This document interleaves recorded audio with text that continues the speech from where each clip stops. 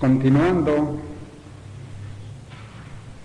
los temas alrededor del mes de cáncer, como está siendo nuestra norma este año, en que hemos venido hablando de las eras, hemos venido hablando de las características simbólicas de cada signo durante los domingos en que permanecemos en cada signo, en cada mes del zodíaco. Vamos a, después de haber mencionado el discipulado, puesto que es la fiesta del discípulo a 0 grados de cáncer, el discipulado de la mañana para Bhakti al Maestre, indicado por el Sublime Maestre en sus cartas, y en general el espíritu del discipulado a través de todos los libros sagrados. Vamos a pasar ahora a otro aspecto, antes de abordar algunas cuestiones de la era de cáncer, que fue hace varias eras atrás de 2000 años cada una. Vamos a señalar aspectos que generalmente no se tocan, pero que son enseñanza del Sublime Maestre, que están en los propósitos ecológicos número 1, en la magia también, y en algunos otros puntos de su enseñanza. Y que generalmente no se tocan porque pertenecen a los misterios mayores. Y generalmente la enseñanza para los pueblos se basa en los misterios menores. Es más, a través de la historia, en el budismo, en los apóstoles del Cristo, en todo ello, ha habido quienes se inclinan a los misterios menores y a quienes corresponden a los misterios mayores. Los misterios mayores generalmente son rechazados por los misterios menores. ¿Por qué? Porque los misterios menores representan aquellas enseñanzas que poco a poco van realizando los pueblos. Y los misterios mayores son enseñanzas que solamente algunos de los discípulos reciben, porque no todos. Indudablemente, al ser el día 0 grados de cáncer, la fiesta de la magia, tendríamos que ver algunos aspectos que es conveniente que se conozcan. En primer lugar, digamos que la palabra magia viene de la raíz mag, de donde proviene un concepto de maestría, de donde viene magistere en el latín, que significa magisterio, maestría. Y, por supuesto, ha tenido derivados en diversos planos. El mago de la antigüedad, los reyes magos, que se entienden que eran maestros en la magia. Hasta la palabra mago, que en un momento dado ha sido relacionada con brujería y con esas cosas. Hasta también el término mago que se usa en el teatro para los ilusionistas. El Sublime Maestre señala en ello también, en el francés, 3 derivaciones que corresponden a esa escala. Pero indudablemente la magia implica la transformación de fuerzas que corresponden a las fuerzas más internas del hombre y que están relacionadas con el triángulo de agua, y por eso la fiesta es en cáncer. Están relacionadas con la parte de cáncer en cuanto a que la luna regente de cáncer tiene que ver con el cuerpo astral. La magia es fundamentalmente relacionada con el cuerpo astral del ser humano, que naturalmente parte de la mente y parte del cuerpo, puesto que es el intermediario, es la sustancia plástica intermediaria entre el cuerpo mental y el cuerpo físico. Por lo tanto, ambos influyen en ello y ambos tienen que actuar.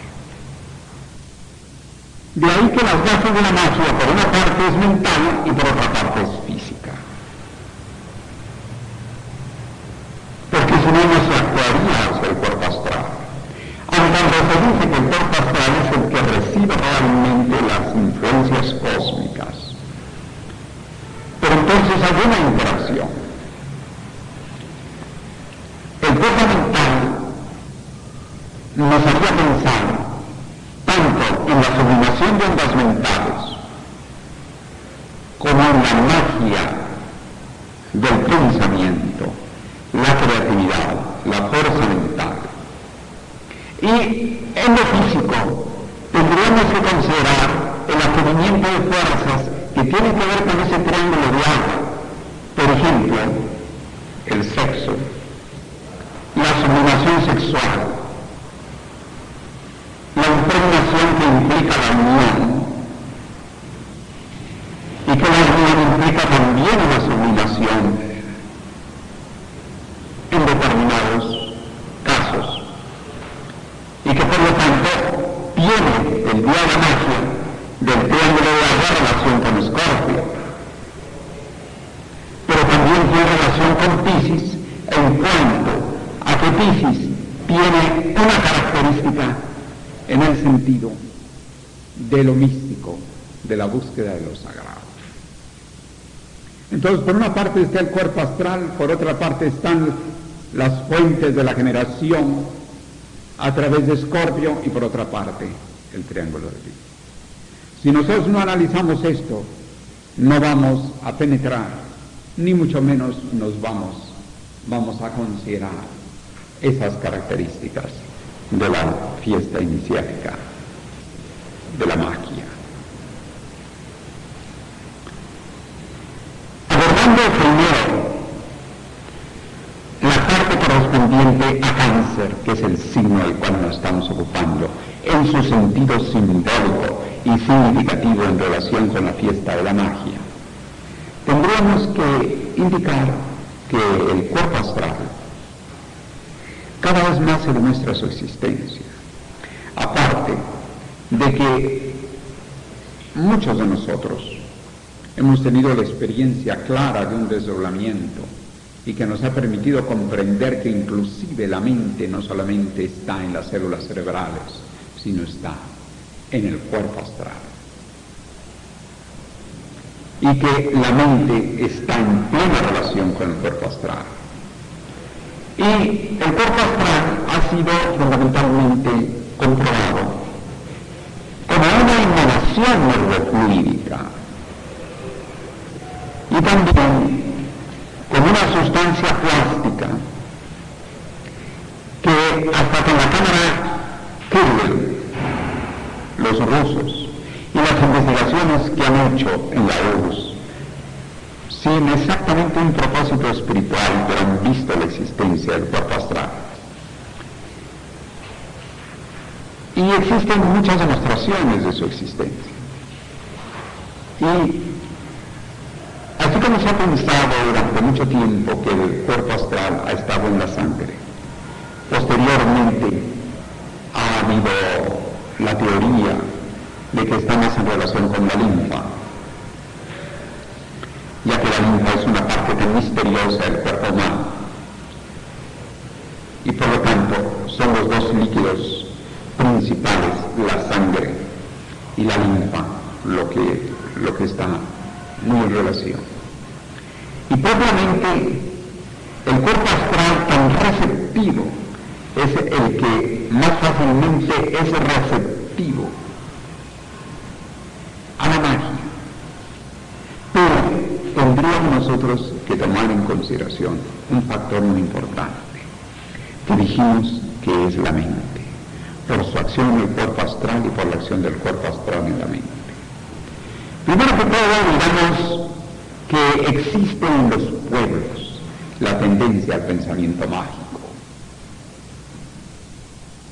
Comencemos por ahí para que no veamos la magia algo por allá tan lejano que no está al alcance de ningún hombre. En primer lugar, existe el pensamiento mágico en el ser humano.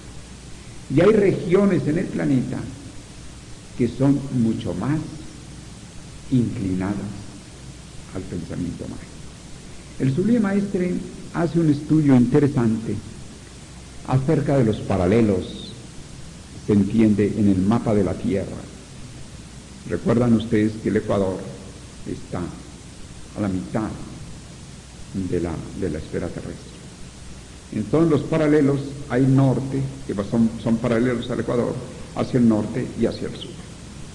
Señala el Sublime Maestre que, por ejemplo, en el paralelo 30 están lugares desérticos.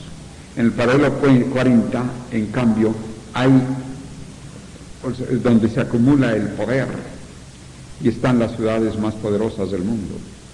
Pero es interesante que en el paralelo 10, en que estamos en Venezuela, es donde están la zona de los paralelos 10, e inclusive ecuatoriales, e inclusive un poco más al norte y un poco más al sur del paralelo 10, están los grupos humanos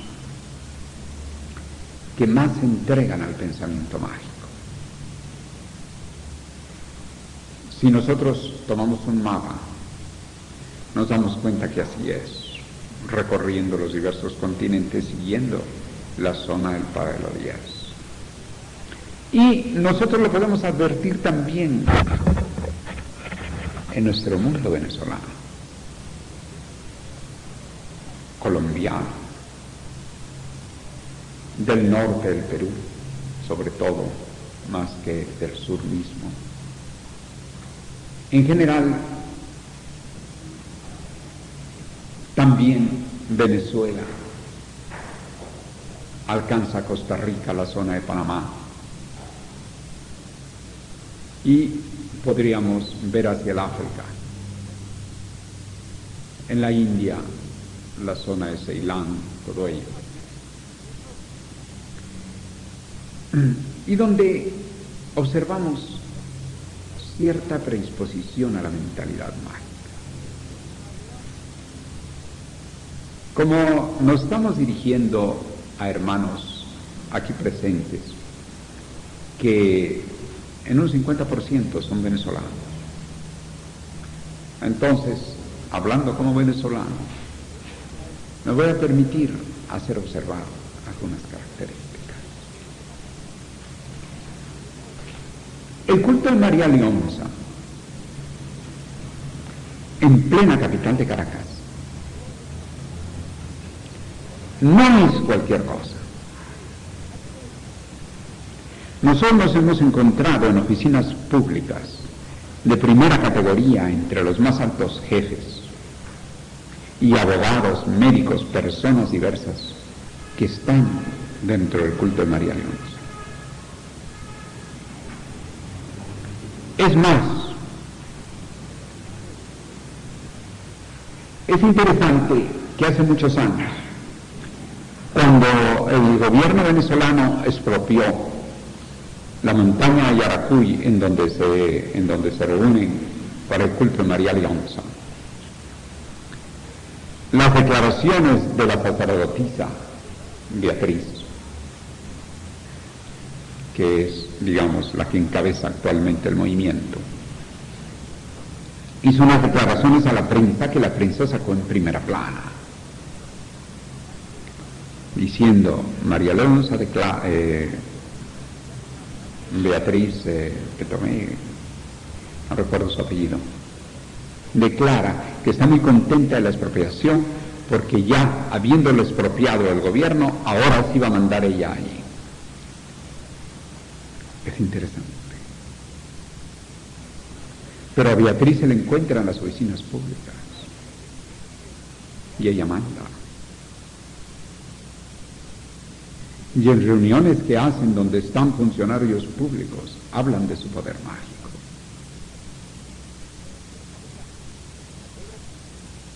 Eso nos consta, y les consta a hermanos que están aquí presentes.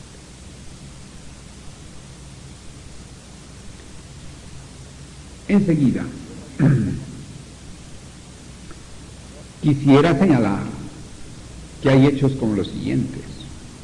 La estatua de María Leonza en Caracas está en plena autopista del Este. Está inmediata a la universidad. Y nunca faltan veladoras ni flores, con la circunstancia de que es un lugar casi inaccesible para los peatones, porque es una pista de alta velocidad. ¿Cómo se las arreglan para ir a dejar esas veladoras? Lo hacen a medianoche, lo hacen a una hora en que disminuye el tránsito, el riesgo es relativamente menor, y entonces sitúan sus automóviles, en fin, buscan la manera de llegar con sus veladoras donde María Leonza. Es decir, en un lugar casi de inaccesibilidad para el peatón durante casi todas las 24 horas. Pero no solo eso, hay tiendas de María Leonza en la ciudad. No se tiene que ir sino aquí, cerca de la Plaza Bolívar, no en cualquier parte, cerca del Cine Unión, del Teatro Unión. Y sobre todo, el hecho de que se enseña en la figura de María Leonza, plenamente un acto mágico, son actos mágicos en relación con la mente. Y reuniones, yo recuerdo que una vez tenía una reunión con un abogado, cuyo nombre no menciono, por respeto a su vida privada, y que teníamos una cita formal para una reunión importante con unas cuantas personas, cuando él me llama por teléfono y dice: maestro, sabe que quiero disculpar, porque resulta que me ha llegado una convocatoria de que llega una fecha que yo no había dado cuenta, en que tenemos que ir a la montaña de Yaracuy. Es una celebración de la reina, y usted sabe que yo pertenezco, y generalmente todos los que estamos allí no faltamos. Entonces yo quisiera que me disculpara con las demás personas, yo dispongo de tales días, a ver cuál. Y si usted gusta acompañarme, vaya usted. Y un abogado que es un jurista, no es cualquier cosa. Es decir, es un abogado que no nada más es un abogado litigante, es un abogado que ha ocupado altos cargos dentro de la judicatura, ha sido juez. Bien, entonces, pero no solo eso, yo podría estar mencionando en este momento una serie de hechos que hay en Venezuela que demuestra el gran papel que tiene para una gran cantidad de venezolanos la inclinación al pensamiento mágico. Por ejemplo, el caso de José Gregorio Hernández. José Gregorio Hernández, propiamente entiendo que inclusive la Iglesia Católica, no sé si lo ha santificado o está a punto de santificarlo, se ha tocado alrededor de la santificación de José Gregorio Hernández. Los altares de José Gregorio Hernández son muy numerosos en Caracas, mucho más numerosos de lo que nosotros nos imaginamos. Pero al mismo tiempo podríamos señalar que hay también ciertas tendencias a encontrar en curanderos, en personas que, como el caso, ¿cómo le llamaban? El Cristo Negro de Maracay, hace algún tiempo, hace unas cuantas semanas, y que si no hubiera sido por el hecho desfavorable para él de que hubo un hombre celoso que llegó y mató a una de las que estaban ahí esperando a entrar a ser atendidas por él, y eso le complicó la cosa, pero parece que se reunían un número grande de personas y él señalaba que él no sabía leer. Y a las personas no les interesaba que él no supiera leer. Ellos iban en función de los poderes mágicos que le reconocían que tenía o que se suponía que tuviera. Doy estos detalles, podría seguir hablando. Además, he tenido oportunidad en el medio de los escritores venezolanos observar inclusive la cantidad de escritores que se preocupan del pensamiento mágico de Venezuela. No vayan ustedes a creer que es cualquier cosa. En primer lugar, la única escritora 2 veces premiada en Venezuela es Elena Dorante, muy amiga de nosotros, y que los temas con que ha alcanzado los 2 primeros premios es el pensamiento mágico en Venezuela. A todo el mundo, a todos los escritores les llegó, todos pensaron que se trataba de una gran realidad venezolana. Por lo tanto, no se piense que en diversos niveles de cultos, de conceptos, de relaciones, hasta la misma brujería, todo ello, no se piense que ello está confinado a un grupo demasiado pequeño de personas. Muchas veces nosotros no nos damos cuenta porque no estamos en suficiente contacto con la vida nacional. Pero afortunadamente por mi parte sí me ha tocado estar en contacto y no lo he rehuido, y estoy en una de las fuentes principales de transparencia de la vida nacional, como es el ambiente de los escritores, periodistas, etc. Y entonces a mí fácilmente estoy sumamente enterado de todo ello. Por lo tanto, inclusive el pensamiento mágico es una actitud.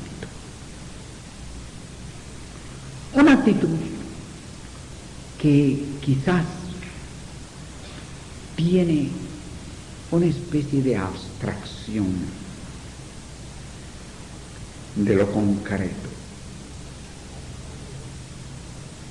Y es interesante que en uno de los países más cultos de América Latina, como es Costa Rica, donde las Naciones Unidas tienen la Universidad para la Paz, creada por costarricenses, donde encontramos un nivel cultural en el pueblo increíble y un país sumamente demócrata, quizás el más demócrata de todos los de Latinoamérica. Es interesantísimo que ese abstraccionismo se lleva a efecto hasta en la forma de describir, que se espera que la persona comprenda sin una explicación exhaustiva. Ello tiene un poco que ver con el pensamiento mágico. Ejemplo, el lograr que una cosa que está aquí tenga relación con otra que está acá es muy propio del pensamiento mágico si no hay liga lógica entre las dos cosas o habiéndola. Entonces, eso se advierte en varios detalles de algunos países del paralelo 10. Por ejemplo, en la forma no precisante de dar las direcciones de las calles.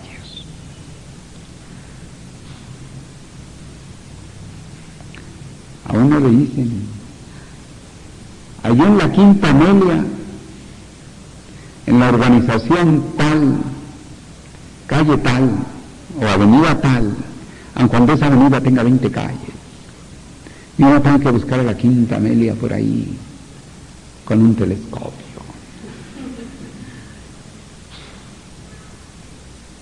Y luego, de la esquina fulana a la esquina sotana, es decir, la nomenclatura no progresa, no la usa nadie en la nomenclatura numerada. Calle número 3, número tal, con tal. Eso ha alcanzado a ser en Barquisimeto, ha alcanzado a ser donde hay influencia o que la ciudad es muy rectangular. Pero, por ejemplo, vamos a Costa Rica. Y en Costa Rica uno se deslumbra de ciertas organizaciones culturales que hay allí y del nivel del pueblo, que es un pueblo que le gusta estudiar, leer, es un pueblo estudioso. Y se encuentra uno, ¿a dónde nos vamos a citar? Nos vemos 200 varas al oeste de la bomba de Moravia.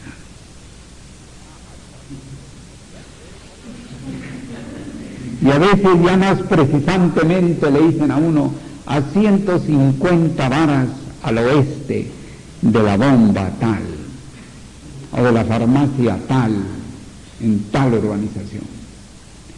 Y resulta que las varas tampoco son varas, porque la vara generalmente tiene 84 centímetros.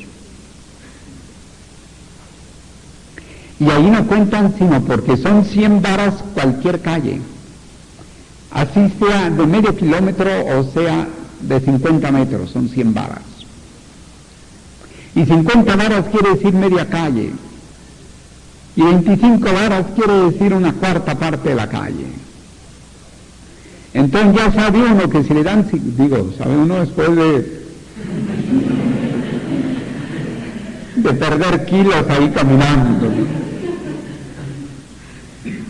Pero qué caraqueño, no digo los que vienen pues del oriente o del occidente en los Andes, qué caraqueño no se da unas perdidas tremendas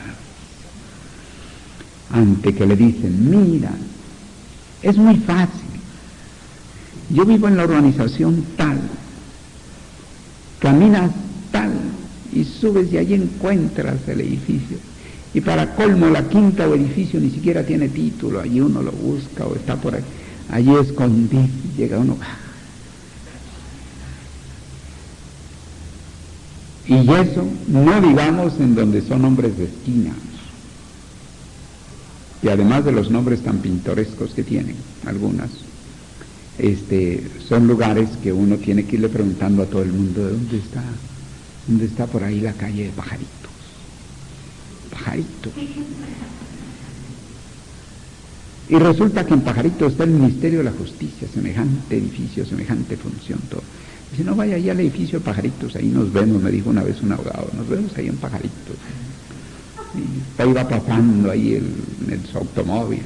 Yo estoy allí trabajando en Pajaritos, en el primer piso. Muy bien, arrancó. Pajaritos, primer piso. Pajaritos, primer piso. Bueno. Y resulta que era el Ministerio de Justicia, primer piso, sección tal, del departamento tal. No. El pensamiento mágico. La tendencia al pensamiento mágico. Deja presupuesto, es decir, que está previamente supuesto, que ya la persona comprendió.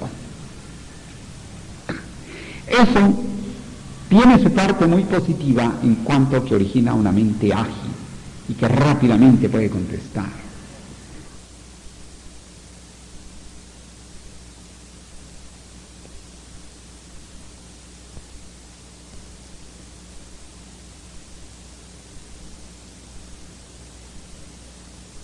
Rómulo Gallegos, uno de los escritores clásicos de Latinoamérica.